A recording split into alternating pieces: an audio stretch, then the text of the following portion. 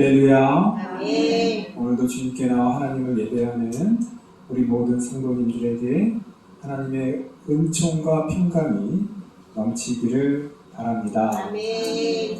대림절 넷째 주입니다.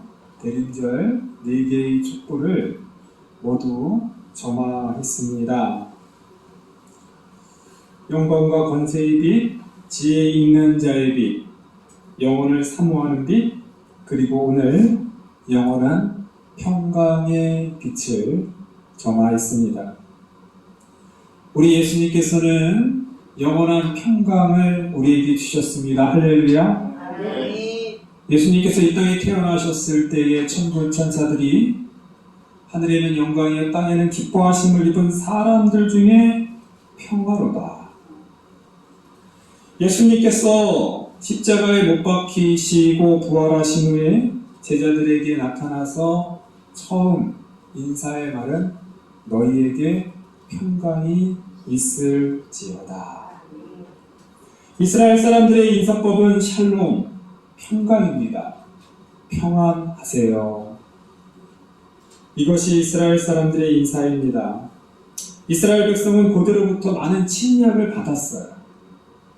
그렇게 오랜 침략 가운데에서도 망하지 않고 그 민족을 유지한 것이 하나님의 은혜입니다. 그렇기 때문에 그들은 늘 평화를 갈망한 거예요.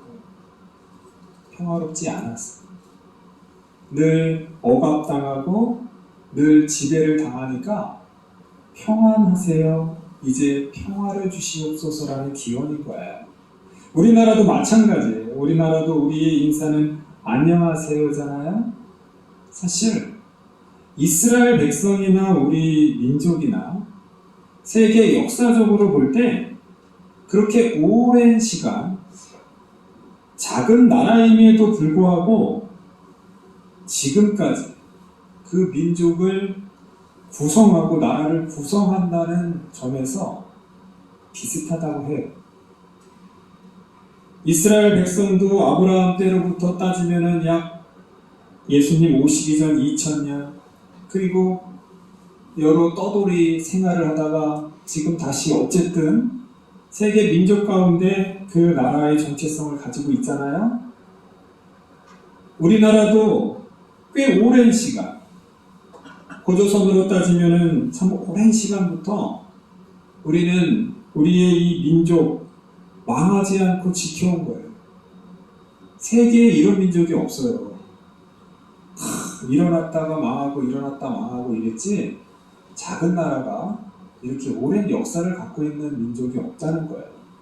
그런 점에서 비슷한 거예요. 우리 민족 보십시오. 고조선 그 시대까지는 우리가 다 그것을 다 자료가 없기 때문에 다 말할 수는 없지만 고구려, 조선, 특히 조선이라는 나라는요, 그 세워질 때부터 명나라에 가서 허락을 받아야 됐어요. 이성계가 나라를 건국하고서 그 건국한 그 나라의 이름까지도 중국에서 허락을 받아야 됐어요. 왕이 바뀔 때마다 중국의 허락을 받아야 됐어요. 그러니까 조선에는 황제가 없는 거예요. 늘 왕인 거예요. 나중에 왕이 드디어 황제가 한 명 있었죠. 한 분이 누굴까요? 고종 황제 되어서야 스스로 황제 대한제국이라는 이름을 걸었어요. 그런데 그것도 아주 잠깐 일제강점기를 거치면서 다시 식민지 체제에 들어서잖아요. 우리가 그토록 안녕을 구하고 평화를 구한다는 점에서 이스라엘 백성의 그 시대적인 그리고 그들의 입장을 우리는 가장 잘 이해할 수 있는 민족인 거예요. 그래서 우리 기독교는 우리 대한민국 이 한반도에 정착하고 나서 불붙듯이 타오를 수밖에 없는 것은 바로 거기에 있는 거예요. 너무 비슷하니까. 성경에 나와 있는 그 말씀들은 우리 한국 사람들에게 너무 잘 맞아요.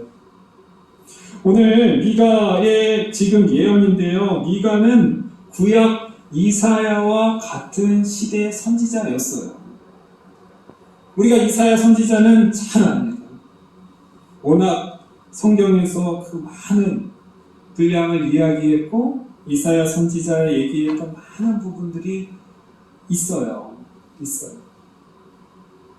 미가는요, 그 동시대에 똑같이 활동했던 이사야와 똑같이 활동했던 선지자예요. 남왕국은 아하스 그리고 히스기야를 중심으로 하는 그 시대에 주로 활동을 했는데요. 이때가 예수님 오시기 전 750년에서 690년이에요. 거꾸로 계산하는 거예요. 예수님 오시기 전. 예수님 오시기 전 722년에 북이스라엘이 망했어요. 그러니까 미가는요, 그걸 다 본 거예요. 북이스라엘이 망하고 또 저 아수르라는 나라가 남왕국까지도 위협하고 공격하는 그 모든 거를 본 거예요. 거대한 제국 아수르는 북이스라엘을 멸망시키고 남왕국도 멸망시키려고 여러 번 공격을 했습니다. 그때마다 히스기야라는 왕이 잘 대처를 했어요. 이집트를 중심으로 해서 대항도 해보다가 또 다시 또 점령도 해보고 아니면 아수르를 또 어떻게든 잘 해보려고 하여튼 이런 외교적으로 아주 줄타기처럼 했어요. 그럼에도 불구하고 아수르는 기어이 남왕국 예루살렘까지 공격해서 함락하려고 했지요. 우리가 잘 알고 있는 얘기잖아요. 산헤립이라고 하는 아수르의 왕이 랍삭이라고 하는 군대 장관을 보내서 예루살렘을 에웠어요. 그 밤중에 그때에 히스기야가 성전에 가서 기도했고 하나님께서 이사야를 통해서 내가 살려주겠다, 구원해주겠다라는 말씀을 주셨고 그 아침에 일어나니까 18만 5천 명의 군인이 죽어있더라. 할렐루야. 자, 이런 여러 가지 일을 다 기록하고 있는 그 이사야 시대, 바로 미가의 시대라는 거예요. 그런데 이 미가가 쓰여진 것은 바로 그 앞전, 아무래도 이 히스기야가 등극하기 전에 그 앞에 있는 아하스 왕 그 시대의 상황이 사실은 더 많아요. 왜냐하면 그때의 상황이 혼란스럽고 미가가 살고 있는 이사야도 마찬가지예요. 그 앞에 있는 그 왕들, 히스기야가 개혁을 하고 히스기야가 다스리기 바로 그 이전에는요, 굉장히 사회가 혼란스러웠어요. 그 당시의 종교의 지도자들은요, 미가서 3장 5절을 보면 이렇게 말해요. 내 백성을 유혹하는 선지자들이 입에 물 것이 있으면 평강을 외치나 그 입에 무엇을 채워주지 아니하면 전쟁을 준비한다. 무언가를 입에 많은 것을 채워주면 평강을 외치고요. 입에 아무것도 채워주지 않으면 전쟁이다라는 거예요.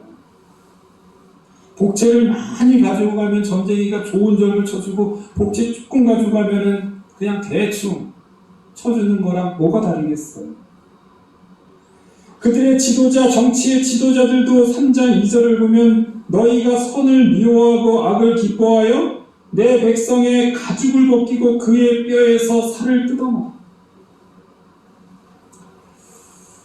그 당시의 상황이라는 거예요. 아수르가 이제 막 일어나서 북이스라엘을 멸망시키고 남왕국도 공격하려고 하는 그 시대의 상황. 이렇게 종교적으로, 정치적으로 굉장히 타락해 있고 결국 그 민중들, 백성들만 고통을 받는 시대라는 거예요. 그 시대, 그 절망, 그 암담한 그 가운데에서 미가 5장 2절 오늘의 말씀이 선포됩니다. 2절 베들레헴 에브라다야 너는 유다 족속 중에 작을지라도 이스라엘을 다스릴 자가 내게서 내게로 나올 것이다. 이스라엘을 구원하는 사람은 어떤 큰 마을에 어떤 큰 자격을 가지고 있는 그런 도시에서 나오는 것이 아니라 베들레헴 에브라스, 베들레헴 에브라시라고 하는 이 동네는 굉장히 작은 동네예요. 특히 이제 이 에브라시라고 하는 동네가 처음 등장하는 것은 룻기에 나와요. 룻기의 그 시어머니, 시부모 엘리멜렉과 라오미가 베들레헴 에브랏 사람이라 거기 처음 등장합니다. 룻기의 그 시부모님, 룻기의 시댁, 그것이 바로 베들레헴 에브랏입니다. 나중에 룻을 통해서 그 엘리멜렉의 집안의 대를 잇게 되잖아요. 그리고 그의 증손자로 태어나는 사람이 다윗인 거예요. 그러니까 다윗의 동네인 거예요. 지금 베들레헴 에브라다는요 다윗의 동네를 말하는 거예요. 아무도 알아주지 않았던 동네. 그곳에서 다윗이 난 것처럼 메시아도 그리스도도 아무도 알아주지 않는 이런 작은 동네에서 나온다는 얘기를 하는 거예요. 지금. 그러므로 여인이 해산하기까지 그를 붙여 두시겠고 그 후에는 그의 형제 가운데 남은 자가 이스라엘 자손에게 돌아오래. 자, 이 2절을 보면 해산하기까지 고난의 시간이 있다는 거예요. 역경의 시간이 있다는 거예요. 메시아는 그냥 나오지 않습니다. 이 고난의 시간, 역경의 시간을 거치고 나서 남은 자가 이스라엘 자손에게 돌아온다. 남은 자라는 이런 표현도 다 없어지고 조금 남은 자인 거예요. 남은 자들이 돌아오겠다. 흩어졌다가 포로로 끌려갔다가 그의 돌아와서 이스라엘 자손에게로 돌아와서 4절 보면 그가 여호와의 능력과 그의 하나님 여호와의 이름을 의지하여 서서 목축하니 그들이 거주할 것이라. 이제 그가 창대하여 땅끝까지 미치리. 여호와의 능력과 그 하나님 이름을 위엄을 의지하여. 이런 표현들은 사사시대에 이스라엘 백성들이 이방 나라들의 억압을 당할 때 하나님의 영이 어떤 사사에게 임하였더라. 그런 표현인 거예요. 이런 목자가 나타난다, 이스라엘 다스릴 자가 나타난다. 바로 그 사사시대에 하나님의 영이 임하여서 하나님의 영을 통해서 이방 족속들을 물리치고 이스라엘 백성을 구원하는 자, 그를 말하는 거예요. 보세요. 이 사람은 평강이 될 것이다. 아수르 사람이 우리 땅에 들어와 우리 궁들을 밟을 때에 우리가 7 목자 8 군왕을 일으켜 그를 치기. 아수르 사람이 우리 땅에 들어올 것이다. 북이스라엘을 멸망시킨 저 아수르 저 나라가 이제 남유다까지 공격할 것이에요. 그러나 6절 그들이 칼로 아수르 땅을 황폐하게 하며 니므롯 땅 어기를 황폐하게 하리라. 아수르 사람이 우리 땅에 들어와서 우리 지경을 밟을 때에는 그가 우리를 그에게서 건져낸다. 자, 이 부분은요, 이 아수르라고 하는 이런 나라를 그냥 역사적인 아수르라고 볼 것이 아니라 늘 이스라엘을 공격하는 제국들, 이 세상의 평화를 위협하는 제국들, 강대국들로 보아야 됩니다. 왜냐하면 니므롯 땅. 이 니므롯이라고 하는 사람은 창세기 11장에 등장하는데요. 노아의 후손이에요. 자, 이 니므롯이라고 창세기 10장 8절 12절에 등장해요. 최초의 용사이며 용감한 사냥꾼이다 라고 얘기를 해요. 그가 시날 땅 바벨이라는 곳에 시작해서 아수르에는 니느웨라는 도시를 건설했다라고 말하는 사람이에요. 그러니까 그 당시에 노아의 후손으로서 그 시날 땅이라고 하는 그 메소포타미아, 지금 나중에 말하면 바벨론이라고 할 수 있는 그 지역과 이 아수르라는 그 도시도 다 이 니므롯이라고 하는 이 용감한 장수, 사냥꾼, 싸움을 굉장히 잘하는 그런 사람이 만들었다. 대제국을 상징하는 거예요. 힘으로 이 세상을 다스렸던 바로 그 대제국을 님으로 땅이다라고 표현을 하고 있는 거예요. 그가 우리를 그에게서 건져내리라. 미가는 지금 국내적으로나 국외적으로나 참으로 힘들고 어렵고 너무나 절망적이라고 할 수 있는 그 시대에 메시아가 오실 것이다. 그가 우리를 건져낼 것이다. 선포하고 있다는 것. 마태복음 2장을 보면 동방의 박사들이 예루살렘을 찾아요. 동방의 박사들이 별을 보니까 이것은 필히 왕자, 아주 큰 왕자가 태어나는 징조를 본 거예요. 예루살렘에 와서 헤롯에게 그의 아들이 어디 있는지를 경배하겠다고 보니까 헤롯이 깜짝 놀라는 거예요. 우리는 왕이 아직 왕자가 없는데, 아이가 없는데. 헤롯이요, 서기관들, 성경 학자들한테 묻는 거예요. 그리스도 기름 부음을 받은 자가 어디에 태어날 것이냐. 그때 마태복음에서 2장에서 정확히 네가 오늘 이 본문 말씀을 찾아서 헤롯에게 알려줍니다. 유대 땅 베들레헴아 너는 유대 고을 중에서 가장 작지 아니하도다. 내게서 한 다스리는 자가 나와서 내 백성 이스라엘의 목자가 되리라. 조금 변형을 해서 요약해서 이 오늘 말씀을 그걸 요약해서 헤롯에게 알려준 거예요.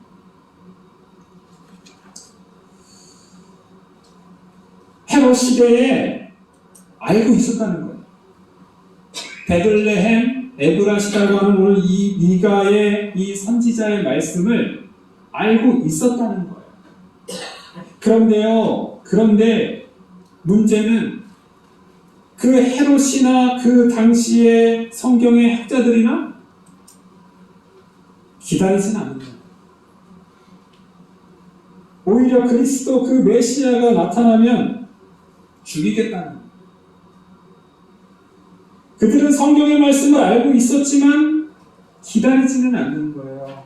오히려 그들에게 방해가 되니까 제거의 대상이 되는 거예요. 헤롯이 어떻게 했습니까? 동방박사들이 그냥 갔다라는 것을, 그런 보고를 받자마자 죽여라. 베들레헴의 2살 이하의 모든 사내 아이들을 다 죽여라. 메시아를 기다리는 사람들이 아닌 거예요. 그들에게는 메시아가 필요 없습니다. 2살 이하의 아이들이 죽는 베들레헴 에브라시라고 하는 이 동네는요, 미가의 시대에는 희망의 상징이었어요. 이곳에서 귀한 그리스도 메시아가 나오는데요, 축복된 땅인 것 같은데요, 그런데 알고 보니 이것이 축복이 아닌 것 같아요. 왜냐하면 그곳에 2살 이하의 모든 사내아이가 다 죽었기 때문에. 통곡의 땅인 거예요. 죽음의 땅이 된 거예요. 그러니까 또 마태복음에서 예레미야 31장 15절, 예레미야가 예언했던 말씀을 인용하잖아요. 라마에서 슬퍼하며 크게 통곡하는 소리가 들리니 라헬이 그 자식을 위하여 회복하는 것이다. 라마라고 하는 동네는 베들레헴 근처에 있는 동네예요. 베들레헴과 라마라는 이 동네의 공통점은 베냐민의 땅이라는 거예요. 베냐민의 땅. 베냐민이 누굽니까? 야곱의 4 아내가 있었는데 가장 예뻐했고 가장 사랑했던 그 라헬이라는 그 아내의 아들이 베냐민. 그러니까 이런 베들레헴과 이 옆 동네에 있는 라마, 이 베냐민 땅에서 이뤄진 살육으로 인해서 슬퍼했다.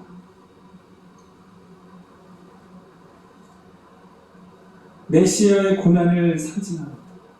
우리 예수님의 고난을 상징해요. 여인의 해산의 고통이 있다는 거예요.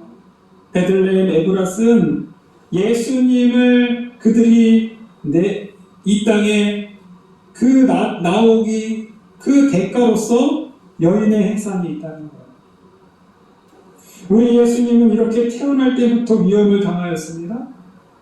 태어날 때부터 예수님으로 인해서 그 지역 베들레헴에 있는 아이들이 죽은 거예요.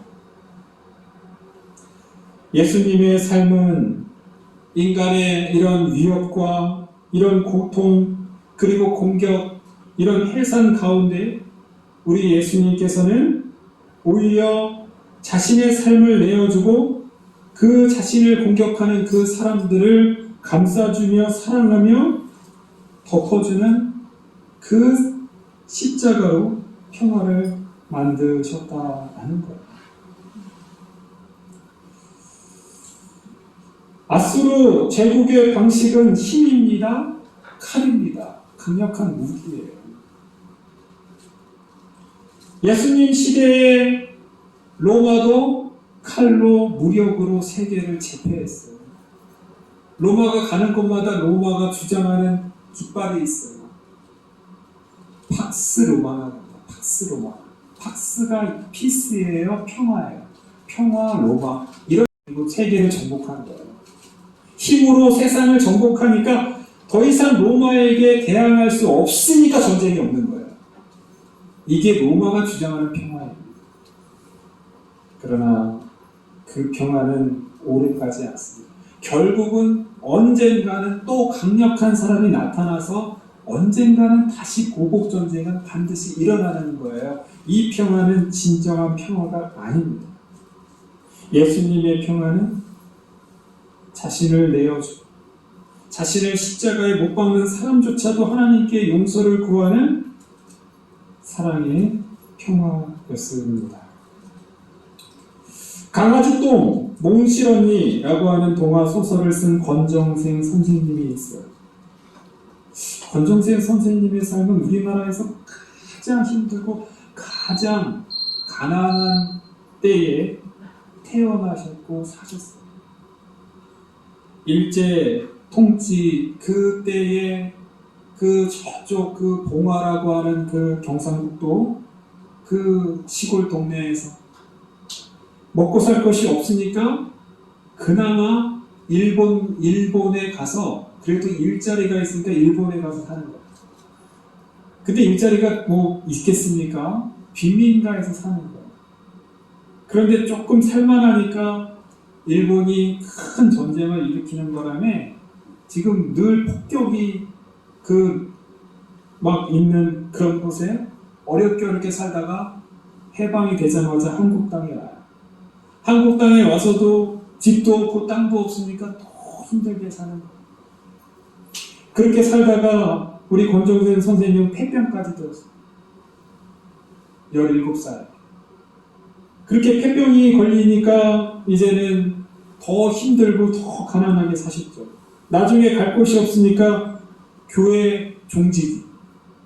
그 작은 시골 동네 창고에서, 그러니까 시골 동네도 넉넉한 동네가 아니잖아요. 그냥 창고에다가 방 하나 주고 추운 곳에서 그냥 사시고. 그곳에서 강아지똥이라는 동화 한 편을 썼는데 그것이 잘 알려지게 됐어요. 몽실언니 이런 책을 쓰면서 인세를 받기 시작했어요.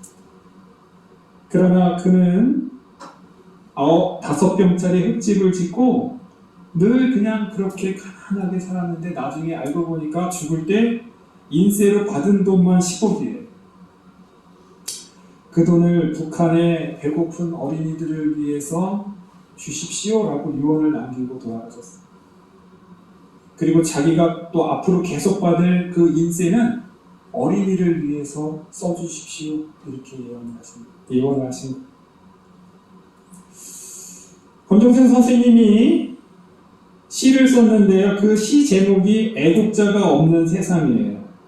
좀 시를 좀 요약해서 이런 내용을 좀 추격해서 이런 내용이에요. 이 세상 그 어느 나라에도 애국자가 없다면 세상은 평화로울 것이다. 젊은이들이 나라를 위해 총매고 전쟁터로 가지 않을 테고 대포도 안 만들 테고 핵무기도 안 만들 테고 국방의 의무란 것도 군대 훈련소 같은 데도 없을 테고, 그래서 어머니들은 자식을 전쟁으로 잃지 않아도 될 테고, 젊은이들은 꽃을 사랑하고 연인을 사랑하고 자연을 사랑하고 세상은 아름답고 다사로워질 것이다.